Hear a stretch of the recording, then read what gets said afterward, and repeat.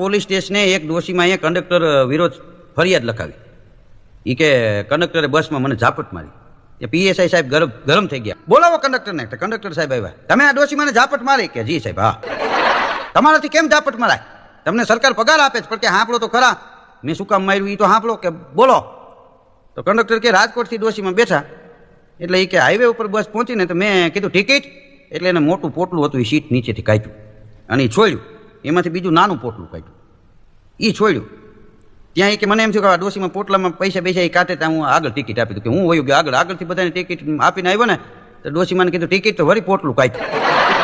પોટલું છોડ્યું એમાંથી બીજું પોટલું કાઢ્યું. કે ત્યાં ત્રંબા આવી ગયું. ત્યાંથી 4 જણા થઈ જાય. મને એમ કે એ ડોશીમાં પૈસા કાઢે છે તો હું ઈવડા એને ટિકિટ આપી દઉં. એને ટિકિટ આપીને પાછું આવ્યું. ડોશીમાને કીધું ટિકિટ.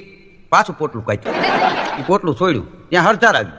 ત્યાંથી 7 જણા થઈ જાય. મને એમ કે હવે એને ટિકિટ આપી દઉં. એને ટિકિટ આપવા ગયો અને ટિકિટ આપીને પાછું આવ્યું. ડોશીમાને કીધું ટિકિટ વળી પોટલું કાઢ્યું. તો